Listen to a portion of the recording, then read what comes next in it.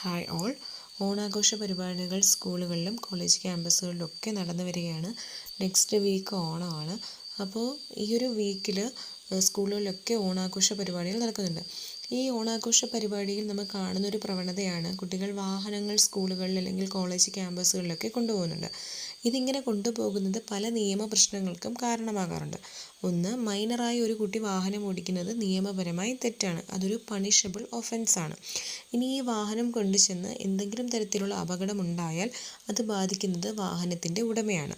3 വർഷം വരെ തടവും 25,000 രൂപ പിഴയും ലഭിക്കുന്ന കുറ്റകൃത്യമാണ്. ഇനി ഇങ്ങനെ വാഹനം ഓടിച്ച് എന്തെങ്കിലും അപകടം ഉണ്ടാവുകയാണെങ്കിൽ വാഹനത്തിൻ്റെ രജിസ്ട്രേഷൻ ക്യാൻസൽ ചെയ്യുന്നു. അതുപോലെ തന്നെ വാഹനം ഓടിച്ചിരിക്കുന്നത് ഒരു മൈനർ ആകുന്നതുകൊണ്ട് തന്നെ യാതൊരു വിധത്തിലുള്ള ഇൻഷുറൻസ് ക്ലെയിം ചെയ്യാൻ സാധിക്കുന്നില്ല.